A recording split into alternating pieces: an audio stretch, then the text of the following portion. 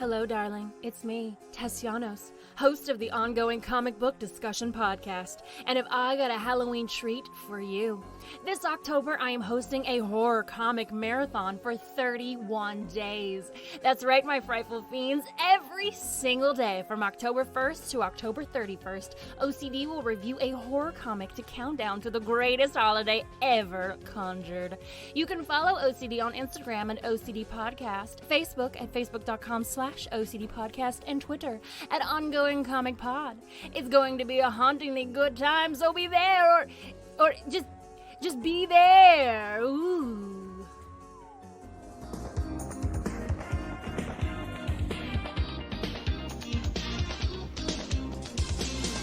Hello and welcome back to Why This Film, the podcast where we reach back into your childhood, pluck out a movie and have a chat about it. I'm Emily Slade and welcome back. You watched it so many times before and now you're gonna watch it again.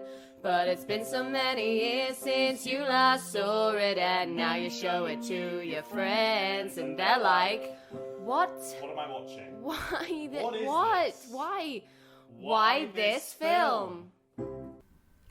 And I am joined today by Ali and Anne from the Girl Crush podcast. Hello! Hi. Hi. Thanks so much for having us.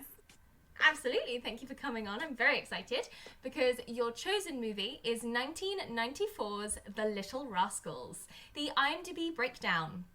Alfalfa is wooing Darla and his He-Man woman-hating friends attempt to sabotage the relationship. So, why this film? I think this is So, really... Oh, sorry, go ahead. Go ahead. I was going to say, this is a really iconic movie, I think, that we grew up with. I honestly hadn't rewatched it until, last week. So, a lot of throwbacks and a lot of things that totally went over my head as a kid that now I'm like, oh, interesting. I can imagine that. Same here. This was a movie that I grew up watching, and I have three brothers, and I feel like I had a lot of in the growing up, I had a lot of ew girls, ew boys kind of thing that This movie kind of resonated with that when I was little. But I thought it was so much fun rewatching it as an adult. I had the same experience. There were things that totally went over my head before that I was like, oh wow, yeah, there's some jokes in here for the adults who had to watch this too. Yeah. So is that unanimous for both of you? And did you also, upon revisiting, you still found the same amount of joy and pleasure out of the movie? You weren't like, oh god, this is aged or whatever? I still thought it was really cute. There were a lot of cameos by famous people that I had totally forgotten about, a long list. And I don't think I remembered it being so short. It's an hour and a half. So it's a very quick watch, but I still thought it was really cute. For the most part, I think it stood the test of time. 100%. I mean, I knew the poster, and that was about it. From what I knew about Little Rascals was that, as you say, it's very iconically American. Mm-hmm. There wasn't a massive fuss about it over here. I don't think anyone I know was in the UK. I could be wrong. Could be people emailing me right now I bet you I loved it. But I'd never seen it. I didn't know anything about it. It was very much similar to the Sandlot. I always bring that up as an example where I'm like, that's an American movie. We didn't have that over here. So it was. I had no idea what it was about going in. I vaguely knew that it was based on these 1930s black and white short films. I mean, the minute it started, it gets you into the sort of the comedy vibe it's going to be, the sort of shtick that they're going with, and it's sort of Bugsy Malone meets Laurel and Hardy meets sort of it's really interesting. I think the overall message is obviously brilliant because the overall message is women are people. Totally. But I can completely understand why, especially as a child, you would lap this up. It's sort of almost segmented with its little sort of and now we're doing a fireman shtick and now we're doing a thing shtick and it's so cute. Yes. Who are these children? The kids themselves are so cute. They are. Buckwheat and Porky are the cutest kids. Literally, they look like they were made in a lab. Yes. Like, they're so cherubic and Yes. like they're over the top cheesy acting, the constant like like faces that they do. Like Darla is just like Next She's level. so you literally want to squeeze her cheeks. yeah. And I'm just so shocked whenever I see children actors and actresses in general. But in this film, it's all kids and it's such a big group and they all do a good job. And I'm like, how do they get these children to deliver these lines like that or make those faces? It's so, I just can't imagine like how it must have been on set to like deal with so many kids. Just like wrangling all of them. Yeah. Yeah. Just trying to bribe them with ice cream all the time. Like, I wouldn't know how you do it. Right. Yeah. And during the credits when I was watching on like Showtime, so I don't know if you guys got to see this too, but they had like some bloopers and stuff. And for Darla, they were saying like, okay, don't look at the camera. Don't look at the camera. They had said it like 50 times. It was such a brilliant montage of her looking like directly down the barrel of the lens. Yeah. Like every scene. Like, Brittany! So good. I'm not a child, You're and I right. would do the same thing, I think. Oh, yeah. They'd be like, Yeah. stop looking at the camera. You can't not. But you're completely right. I completely agree. I wrote that down. Like, the acting, and I read so many reviews where the people were like, ew, the acting's rubbish. And I don't know, man. I think you're right. I think it's really solid acting from these kids. Like, especially with the tone of what they're going for. Yeah, I was going to They say nailed it. maybe because of what it is too. Like, you know, it's supposed to be over the top. Like the way it's filmed, a lot of the scenes when they're being like get to that silly like, oh, here's this fireman shtick or like here's the kids running away. The filming becomes different. So I think it's what Like, they're going speeds up. for. Yeah, it speeds up. Like the kids are like running around like super It's fast. so cute. Yeah. It is super cute. So I think And I think you're it works right. for like Sorry. what they meant it to be for. Yeah, definitely. All the kids are really strong, and they're all different. And I wouldn't call them stereotypes. It's the characters. The characters are distinct and Right. different, and they have their little like things that they do. And I was watching it, and I was like, I feel like they're nodding, referencing, homaging to the Yes. old black and white ones, and I don't get it, but I feel like that's what they're doing. They're Yeah. like winking at the camera at me, and I'm like, ah. Yeah. I also felt like there was a lot of quotable things from this movie that I didn't necessarily remember were from the movie, but as I was watching, I was like, oh, that's where I got that from. Like the ote, like when they're doing that. And I was like, oh, I forgot that was from this, but like I remember quoting like ote.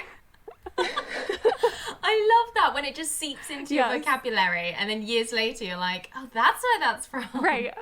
That and the little good. like, I got $1, like that song that they do. We used to sing that all the time as a Yes. kid, like changing the words to whatever fit in. And I totally forgot, like as I started the movie, I was like, wait a second, that song is in here. Like that's what that's from. So good. And you're right, the amount of cameos in this movie is insane. It is. And the people that they get, I don't think I recognized a couple. That you've got the Olsen twins. Yeah. Yes. You've got baby Raven Simone. Yes. Baby Raven. Daryl Hannah, which I always find so bizarre because I know her inside out from Kill Bill. Yeah. And so when she's in like a flowery summer dress being like, well, now then, Spunky, that's not a very good thing to do, is it? I'm like, go pluck someone's eye out. What are you doing? I love that. Really weird. I mean, I think we're going to have to mention it. Why is the President of the United States in this movie? Because he is actually don't- an actor and not a president. You can cut that out. I don't know. Who gave him that? Right? He was in he had a cameo in I think Home Alone 2. Home Alone also. 2. Yeah. 2 is it? Okay.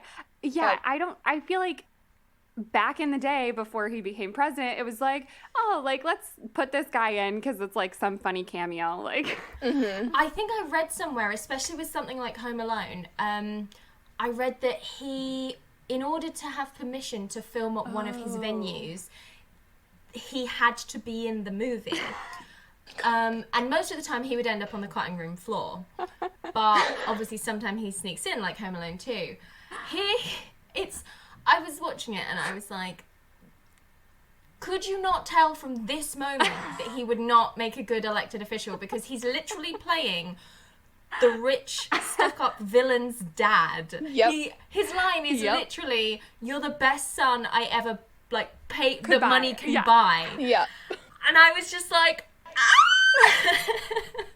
And I think that part, it's like, I would I not have think been it- able to tell you he was in this movie either. no, not I remember gasped when I saw him. And in the credits, I think he like either spits out popcorn or throws popcorn, and there's like children sitting in front of him. I'm like, it's What are you just doing? He dominates when they're like, and starring cameos from, and then it like goes through bloopers of the adults, but he dominates. They keep coming back to Donald Trump, like stealing popcorn and spitting it out on people and other such wonderful pastimes that you would expect from such a man. Like, it's just, yeah, it was really, really bizarre. I have to say, I did see his name in the credits before he came up, so I was sort of like Waiting prepared for for it. I was it. like, come on then, where's he gonna be? Where is he? But and then just who he was, it was so funny because I was getting to grips with the names of the kids. I knew he would be a villain's dad. I was like, there's no way you're gonna cast Donald Trump and him not be a bad guy. But I thought he was gonna be one of the like roughneck bullies dads, but he was the like trash kid dad. Like the worst kid. Now, I say trash kid, I loved him so much. That little Waldo, the little Yes. like rich kid. Like, He's a good villain. he's such a good villain. I was convinced that he was. I knew he wasn't Macaulay Culkin, but I thought he was one of the McCulkin brothers, and he's not. He just looks just like them. Yes. Yeah, he really does. Yeah, it's pretty crazy. He looks so swish with his little like curled up the hair and his like, and it was really interesting. I'm gonna deep dive into it right now. Like, obviously this movie is about, as you've said, gender basically, with the sort of boys v girls. I would have to say I was a bit taken aback in the sort of opening bits where they were establishing that. Right. It was like He-Man woman hating group, and I was like, that's strong for Yeah. like 7-year-olds. Woman hating, wow, okay.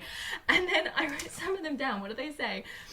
This little kid just keeps piping up saying things like, women make me miserable, and if he fell off a building, he'd go out of his way to hit a girl, and that's a good thing. Just really bizarrely, like, quite vicious things Right. against women. Obviously, the moral of the story is that women are great, and that we should all hang out with them. But it's, I wonder if, I mean, I don't know. What sort of lessons did you take from it? Did you feel empowered by it? Did you feel that boys would watch this and learn that girls are not icky? Do you think it's a pre-positioned thing inside all humans, or do you think it's societal? Like, I don't know. Floor's yours. For me, Gender. I felt like those lines and stuff were nodding to what the kids may have heard their parents say. And I feel like that could be a generational thing, and thankfully we've come a long way from that, so that when we do rewatch it, hearing those things are shocking. But I thought the lesson at the end was really sweet, and it did make me feel like, okay, like they can learn that girls aren't gross and girls can be just as good as guys. I actually love the ending that Darla is the one driving the race car, and then I love when they're talking about the race car driver that they'll get to meet, and they assume it's a guy, and then it's Reba McEntire, and she's like this awesome race car driver, and I'm like, yeah, that's awesome. For a movie in the 90s to be proving that point, I feel like was sort of ahead of its time, actually. Little bit, Yeah. Very sort of Esmeralda Mulan 90s feminism for kids kind of Right. vibes. And do you feel the same?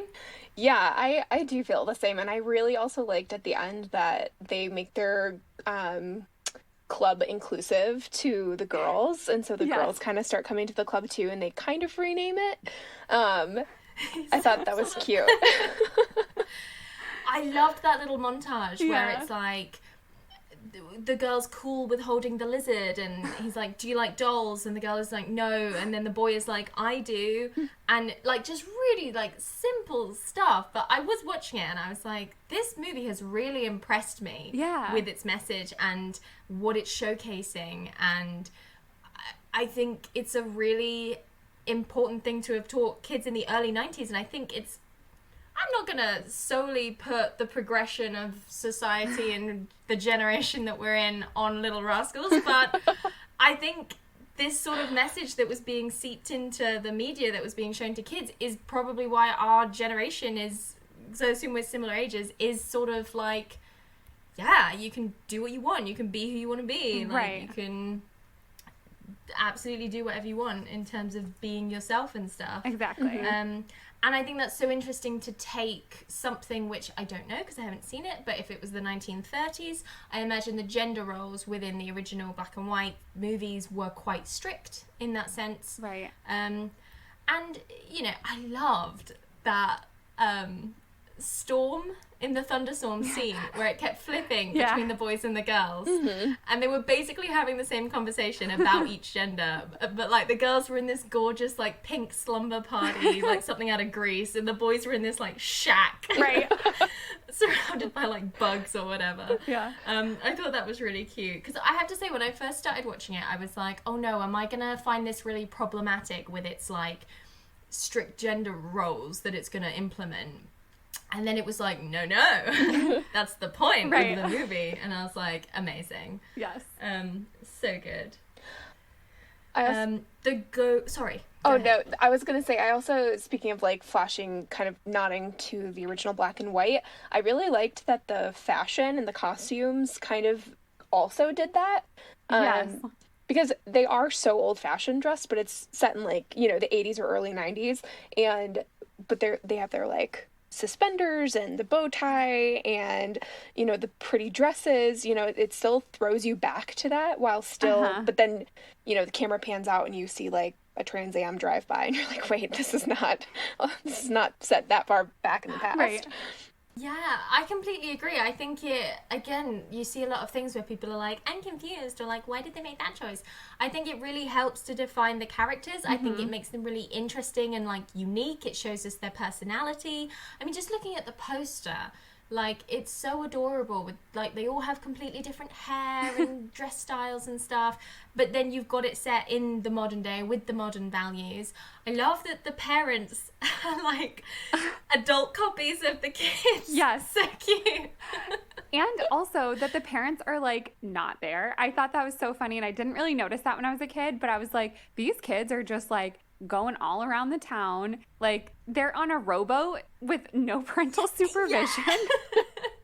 It's sort of like Cars, Right. but for children, where the entire society is just children. Yes. And Like, I'm I like, did there's get... this fire and no adult comes by. Like, Yeah. Yeah. They just deal with it themselves. They've got this. Right. And that's really cool as well, because obviously, like, again, with the opening, the shtick was like, kids do the darndest things. Right. Look at them being adults. But it was really fun to see them in these, like, different scenarios. And again, I thought I was going to get sort of tired of it or find it weird. But I didn't at all. It was really enjoyable. I loved the bit where they dress up as ballet dancers. Yes. And it ain't even a thing. Yes. Yes. So Really cute. Bizarre Yeah. and good, like, as a message, because it's never like frowned upon that they did that. Do you know what I mean? Right, right. I totally agree. And I liked that Spanky and Alfalfa also weren't embarrassed to do that. It was Yes. Yeah. it was just like a good idea, and they both went with it, even though Spanky was really the one kind of driving home the woman hater thing with Alfalfa, but then he kind of got into it Yeah. with him. Yeah. Yeah. Found a new lease of life. And then the tension came from the frog in his costume, which like was brilliant. It was genuinely really lovely bit of comedy. And Leah Thompson from Back to the Future was there. Yeah. Just chilling as an angry ballet dance instructor. So I really like that. And it's so interesting. Like, if you'd have written that down to me on paper, that scene, I would have been like, good God, what? Like, what do you mean they flirt with the bullies Right. to get, like, that doesn't sound like it's going to be good for anyone. But it weirdly is. Like, they managed to pull it off in a way that it's not offensive and it's not saying anything negative Right. towards anything at all. It's just happening and showing that, hey, boys can dress up in ballet and Yeah. wigs, and that's totally cool. So that was really, really cool. I imagine the sort of segmented bits were easier to follow for kids because it's sort of like little segments, right? Which is why I think it would be a really enjoyable thing for kids to watch. Oh yeah, the director is the director of Wayne's World. Really? I did not know that. Yeah. Wow. It's directed by Penelope Spheris, and I literally only found that out today, Oh, who the wow. director of Wayne's World was. And then she came up at the front of Little Rascals, and I was like, oh, hey, Penelope, what's up? That is crazy. It's kind of a 180. Really, really bizarre. Yeah. Oh, that's funny. So one other totally random thing in this movie that I didn't question as a kid, but like as I was watching this the other day, I was like, wait a second, what? Like there's monkeys in this movie. Like the boys So have a little random. monkey and the girls have a little monkey, and I didn't even the last time I rewatched it, I didn't notice till like one of the last scenes when the two monkeys were standing next to each other. I was like, wait a second, why are there monkeys? So random. There's like a dog that makes sense because I think he's Spanky's Right. dog, and he's like part of the gang. And I'll put a pin in that dog and come back to him in a minute. Uh-huh.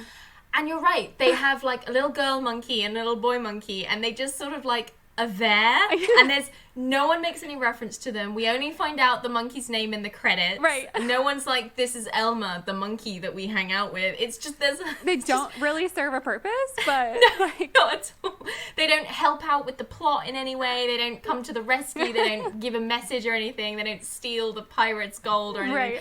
Like they just are there. And you're right. It's almost like an aesthetic choice. And again, Yeah. I don't know if there were monkeys in the 1930s ones, or whether there was just a monkey on set and someone was like, stick it in the frame. Like, I don't know. Let's see what happens. like somehow it works. Yeah, and I think it adds to this sort of tone that the movie's going for, where we're in this world that is clearly our own, but also like a sweet child's view Yes. of it almost, where everything's good and the worst thing that you can do is kiss a girl, and like the worst thing the girls can do is like hang out with a boy, and just very sort of from the child's point of view. Taking the pin out of that dog was there to alert me and us every time there was like an adult joke. Every time someone like, so there was 3 that I clocked. He was like, this girl came over and I whipped out my lizard. Yes. And the dog like looks straight to camera and rolls his eye and goes like, oh. And I was like, I agree, dog. That was not cool. And then he says something else later as well. He has the like erection joke with his like hair picking up. And again, the dog on the bridge is like, oh. Which to camera. never knew that as a kid. Like, Yeah, probably it's one of those things made a that lot you of come back alfalfa to. jokes. Like if someone had a piece of hair sticking up, like we would call them alfalfa. Like, Yeah, I totally forgot about that too. And that's like the opening scene of the movie. And that joke happened. And I was like, are there a lot of things in this movie that are going to be like this that I totally forgot about or didn't know at the time? But that was really like the major adult joke, I think, of the movie. They just get it out of the way at the beginning. yeah. Yeah. And I don't know if they did it to try and appease grown-ups, to be like, we know you're here, here's a dick joke to like ride you through.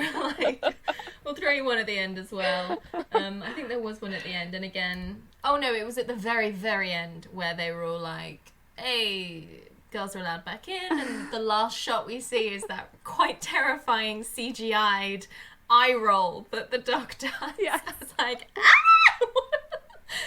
Little bit dated CGI. Yeah, there. that one is pretty dated. And the ball at the very beginning that's falling through the sky for some reason was CGI. I was like, what? Why? Just have a ball. Right. Like, they're pretty cheap. They right? could have just done that. So bizarre. Did you like when you were kids? Were you? It feels like the type of thing that I could imagine kids being like, as you've said, like, I'm Darla, I'm Alfalfa, I'm Spunky, while you're like playing stuff, and you want to like, did you want to like imitate them, or were they like almost too young on the same level as you? Do you know what I mean? Like, no one wants to imitate baby Anakin Skywalker, but people want to be like Han Solo. I don't remember ever imitating them specifically, but I more so remember bringing up things from the movie, or like bringing up the quotes, or like I said, more like what they look like. I feel like I remember those references, but not necessarily playing the parts. I don't know, Anne, if you had a different experience.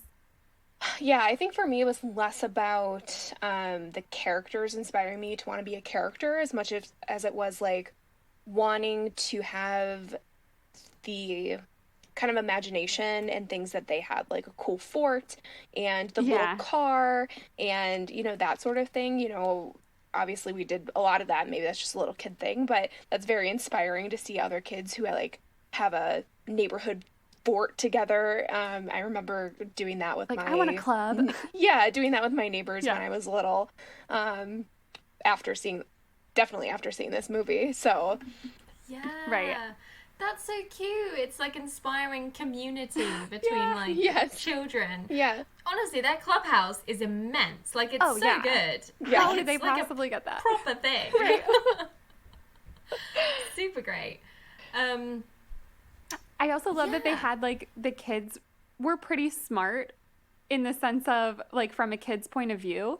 Like, obviously when they put out the fire, I'm like, what? How did they know what to do? Okay.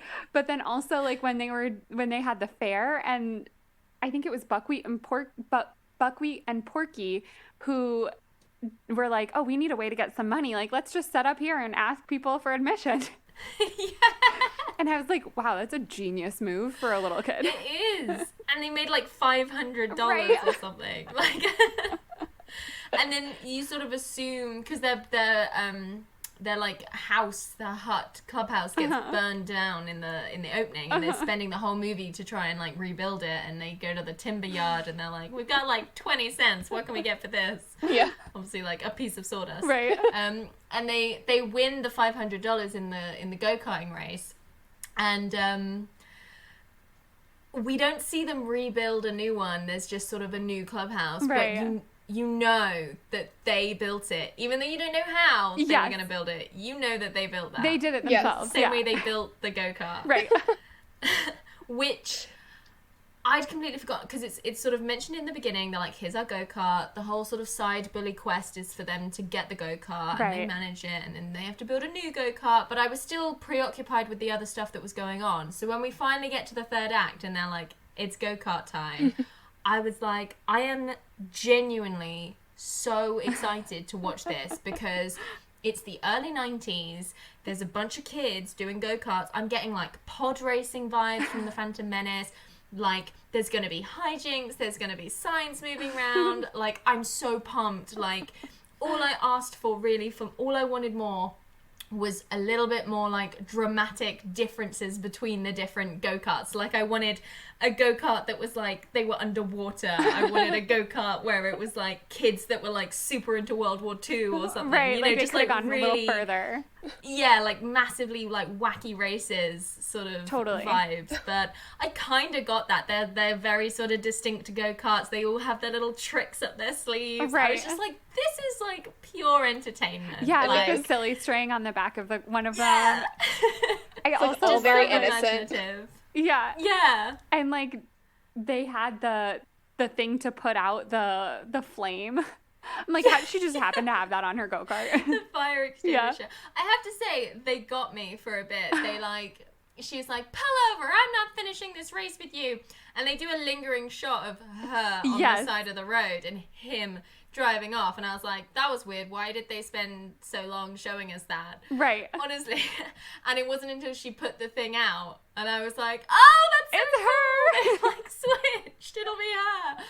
And I love that Alfalfa realizes it. Yes. Well, like, oh God, what's his name? I keep wanting to call him Spunky. Spanky. Spanky. Is like, I'm trying to extend an invitation out to our new friend here. That's not a boy. Yeah. Hi, boys. She was so funny. I love that.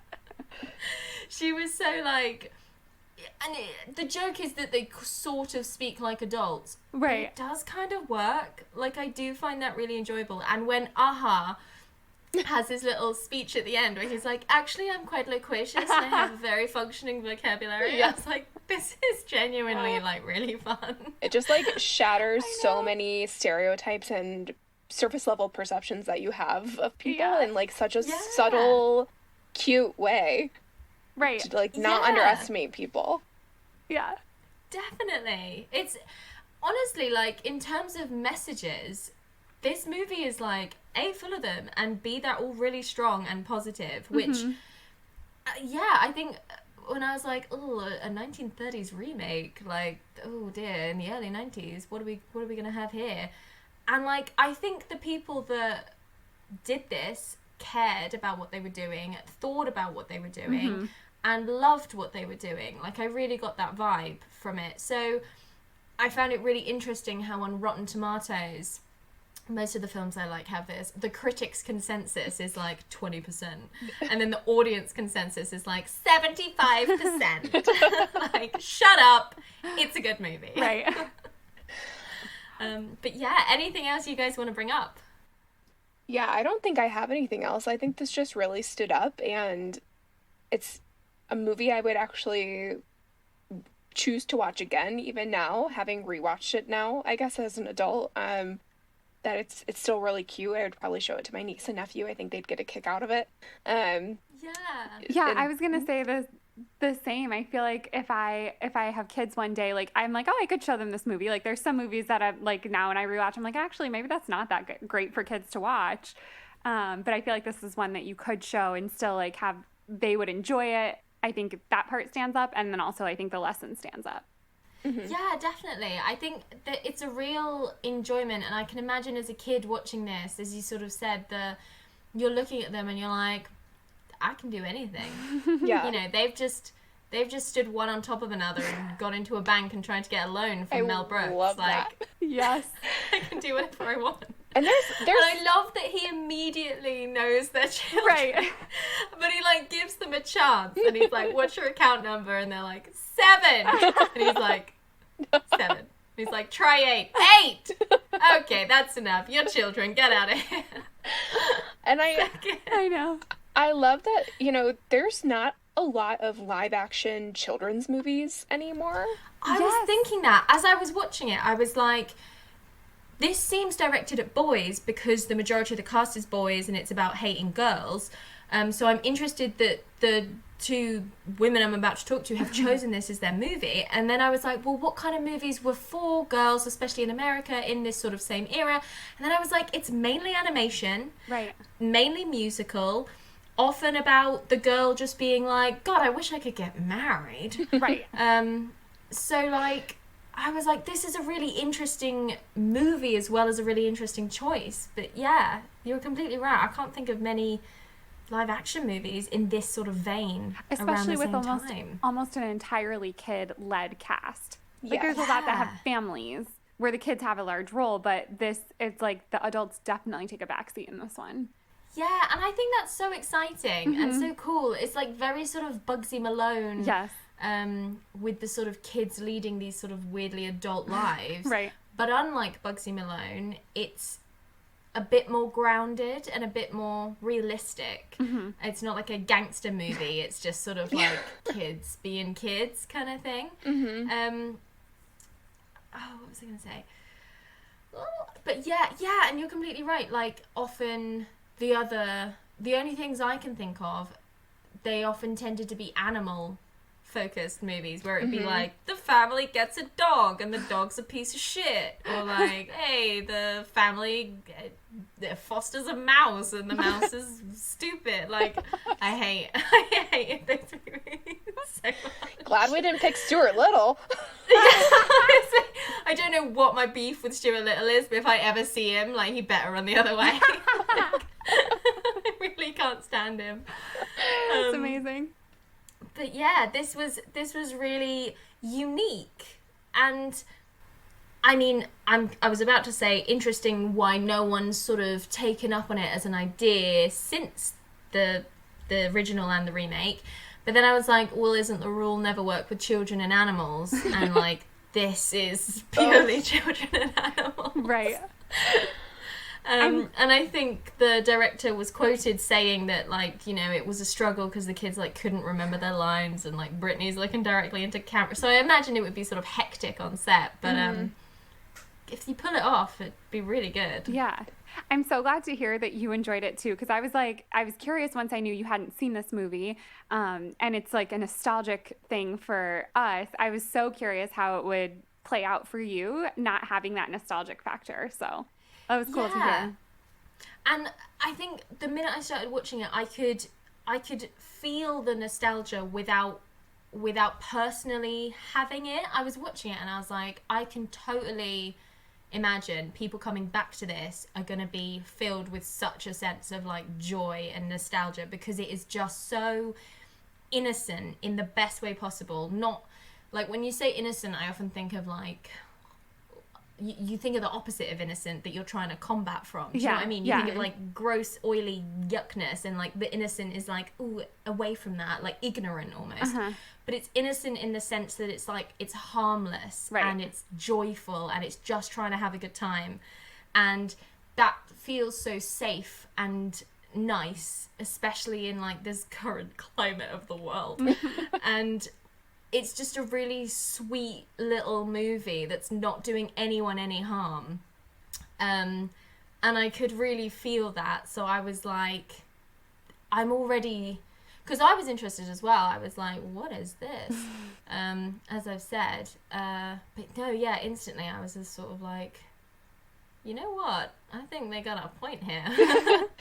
Yeah. I think they're onto something. The kids get into so many shenanigans, but, like, no one really gets hurt. And it's kind of nice that, maybe with the exception of Waldo, everyone has a friend in the movie. So, like, there's no, like, real outcast, and it's just very comfortable, and I think it just sends a good message to kids and adults.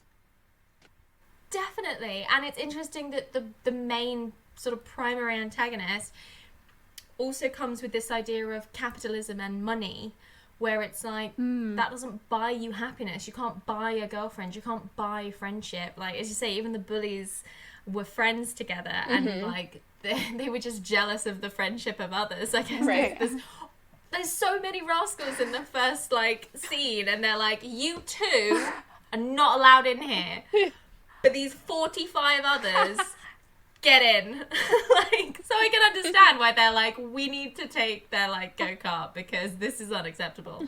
I loved I was a bit taken aback when Alfalfa was like, usually I'm a lover, not a fighter, but today I'm going to make an exception. And I was like, strong words, I love it. And then he punched him into a puddle, and I was like, oh, okay then. All right, I guess, okay, I'll allow it, You're I'll like, allow I'm it. not condoning violence, but also that was pretty good. Yeah, it was fun, but, like, this, I did not expect that from you, having been with you on this journey. And then the other bully is so brilliant. He turns around and he's like, allow me, and he, like, tosses himself into the puddle. I thought that was gorgeous. The kid that plays Alfalfa, from the looks of IMDb, considering the majority of the children still have their black and white headshots from this movie, and a couple of them have adult headshots indicating that their careers continued. Whether by choice or not, I do not begrudge anyone that is a child actor and then doesn't want to continue, and I know that the industry is very difficult, but Alfalfa was a highlight. I think he really was a standout performer within the movie. Perhaps it's because he had more to do, but I thought it was very, very good. Yeah, I agree. He's actually in another movie that I watched when I was a kid called The Stupids, that I'm pretty sure, like, nobody else has heard of. It's another kind of, like, slapstick, really silly movie that he plays. It's like a family, and he plays the little boy in it. And I loved that movie too. So I think it might be in sort of, like, that same vein of that silly humor. Oh, that's really cool. Yeah, no, I've never heard of that. Yeah. Me either. That's so cute, but he's got a legit headshot, so it looks like he's his name's Bug. Yeah. Oh, cool. Really bizarre. I wonder if that's his stage name or his normal name. I know, I wondered that Blake too. McKeever Ewing, who plays Waldo the villain, is very attractive. I know, I Googled all of them too. I was like, what are they doing now? What are they up to? Yeah. And I think they did a good job, from what I've read and from what I've seen, getting them to look similar to the original cast to sort of get those personalities across as much as possible. I do feel sorry for that poor dog that clearly had like a circle like drawn around his eye, and I can only assume is like mascara or something. I did think about that. But it's, you know, it looks good and it's kind of iconic. It's a very iconic poster. I'll give it that.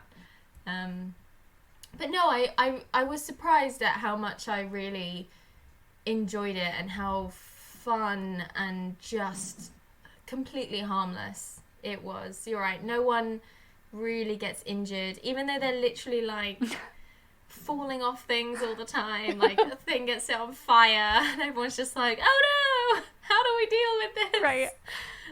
And they just sort it out and it's fine. But yeah, Halloween costumes for 2020, because they'll come across well on Zoom. So Yeah, That's so true. that's a good one. so you got to think about this year. Like, what's a good costume from the shoulders up? Right? But yeah, so thank you so much for choosing this, because it's been a really great opportunity for me to actually sit down and put a film to a poster. Yeah, thank you so much for having us. So fun. Absolutely. So the Girl Crush podcast, I think you've just finished season 1, is that right? Yes. Nice. Tell us all about it. Allie, do you... Sorry, we weren't sure which one was going to go. Yep. Go for it. Go, Allie. Oh, okay. Oh, okay. I'll go. Yeah, so our show is called Girl Crush Podcast, and we just wrapped up season 1, where we reviewed and ranked every Jennifer Aniston movie. And we rate each film based on 5 categories: the plot, Jennifer's acting, her character, a would you watch again score, and a bonus category for her hair, because let's be real, it's always pretty flawless. Iconic. Allie, you can do the next part. Okay. So yeah, we actually started this because we saw an article from Marie Claire ranking some of Jennifer Aniston's movies. And when I saw it, I was like, I don't think these rankings are really on point. So I sent it to Anne, and I was like, we could do rankings that were better than this. At that point, I did not know how many Jennifer Aniston movies I had not seen yet. So we made it our quest to watch all of her movies and come up with our own ranking. Started out as we were just going to release our own like BuzzFeed article or something like that, but snowballed into now a podcast. So yeah, we just wrapped up season 1 and we're getting ready to do season 2, in which our girl crush is Sandra Bullock. Ah, that's so cool. And I listened to your episode on Practical Magic, and I was totally geeking out with you because we watched that movie in just a little snippet, because we'll do obviously our full episode on it, but totally agreed with all of your thoughts. And I was like, yes, I'm so glad someone else feels this way. Yeah, it's such a funny movie. When I put it out, so many people like appeared from the ether and they were like, I love this movie. Yeah. And I was like, yes, come, my coven. Like, as you heard, I'd never seen it before, and I get so super emotional in the podcast. I'm like, I love it. This movie is so important. It's so beautiful. And it is. It's so beautiful. I was blown away by it. I was literally just like, is this the best movie I've ever seen now? Yeah. Yeah, I think it is. But I had no idea how many Jennifer Aniston movies there were at all. It's crazy. And Sandra Bullock is in more. Yep. I was going to say, she's in more, and much like nothing against Jen. Jen seems to be sort of like Jen, as if we're on like first name terms. Right. She sort of has her genre that she tends to sort of go towards, which I imagine are quite light movies. Mm-hmm. Still very good, but like quite light. Whereas like Sandra Bullock has got her like Oscar movies. Oh yeah. As well as her like fun rom-coms with Ryan Reynolds kind of movies.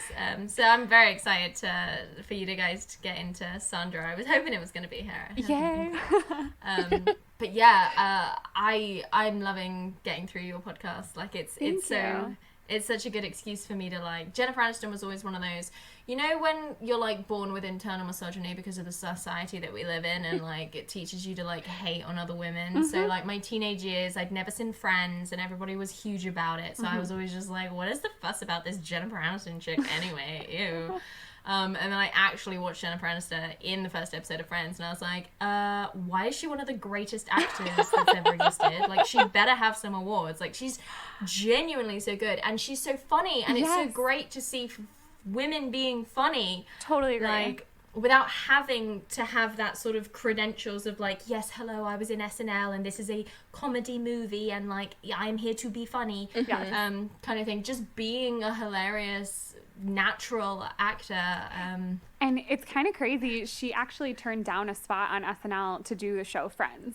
So it's like so interesting to think about what her career might have been if she didn't do that. I'm sure she would have still been very successful, but like totally 100%. different. She has the talent, but I think we would see her in a completely different light, because you have this image when you get on SNL, and for better or for worse, you tend to sort of have this filter over you. Like, whenever I see anyone who's from SNL in anything else, I'm like, from SNL. Right. Yes. From SNL. Like, proven to be funny. Yeah. Tick, tick, comedy. But I think it's so wonderful that, on the other hand, when you look at Jennifer Aniston, she doesn't have that. So instead it feels more impressive, weirdly, and it's not at all. They're the same, but you're absolutely right. Like, I see her as like an actress who's like acting, and she's very funny, rather than just a comedy actress, even though she tends to pick comedies. Like, what's her most serious movie, would you say, that she's done? Probably Cake. Yeah. Nice. So she did Cake, which was I will say, like, having watched all of her films now, I also, and I mean, most of them are more of that lighthearted, like, rom-com kind of thing. But having watched the more serious films like Cake, really get to see her in that different light. And you kind of get to see her acting chops there. And you're like, oh, yeah, she can hold her own in a role like that. Yeah. So it's kind of fun to see all the different things she can do, even though she doesn't do those quite as often.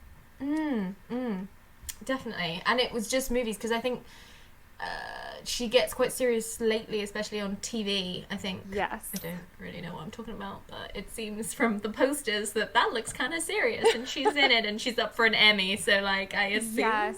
If you haven't watched it, highly recommend The Morning Show, and her production company is the one that produced it as well, which is really cool. I love that she has a production company. Yeah. Really excellent show. And I it's think totally the next level as far as her type of role. Like, she's a like daytime newscaster, but we get to see all the behind the scenes things with her, the emotions that go along with that, and I mean, it's really cool. I need to check it out. I'm so bad for TV. I need to catch up. It looks so cool. I remember in film studies when I was in A-level, so I would have been about 16. I think my film studies teacher told us then that, like, Jennifer Aniston does all of these movies, and then she puts all of that money into her own production company. And I remember thinking, and this was before, like, Reese Witherspoon had turned around and done, like, Big Little Lies and started her stuff, and had that whole monologue that I watch, like, once a week, where she's like, what do we do now? No woman ever says that, kind of thing. And as a teenager, I remember being like, that's cool. I think that's what turned me. I was like, that's really cool. Maybe I should check out some Jennifer Aniston stuff. I love it. Because that's kind of cool. Which is, like, the dream. Like, and just what a glass ceiling breaking, badass, amazing topic for a wonderful podcast. And I can't wait for you to move on to Sandra Bullock. It's going to be so fun. Thanks. We yeah, can't it's wait so fun either. to find another like female podcast host too, and like doing movies, and it's been so fun to like find other people on Instagram and start to listen to your podcast too. It's been super fun. Yeah, ladies who podcast, come out of the woodwork. Let's all band together. Let's do this to get our voices heard. Yes. Like, shut up, men. It's not all about Christopher Nolan. Let's get Practical Magic and Romeo and Michelle back up onto the pedestal where they belong. Love it. But thank you so much for coming on. I hope this is not going to be your last time that you visit the Why This Film podcast. Very excited for your next season to come out. Thank you so much. This has been so much fun. And we'll see you next time on Why This Film. Bye! The Girl Crush Podcast. Some theme music. We're obsessed with Jennifer Aniston. Pretty good plot. What about her hair? We're very invested. So there's actually a pretty big spread. This is iconic Jen. It's perfection. I love the ending. Jen was definitely the best. Oh, yeah. This movie just has it all. It's so good. It's hilarious. Great Jen hair and outfits. This was super entertaining. It's true.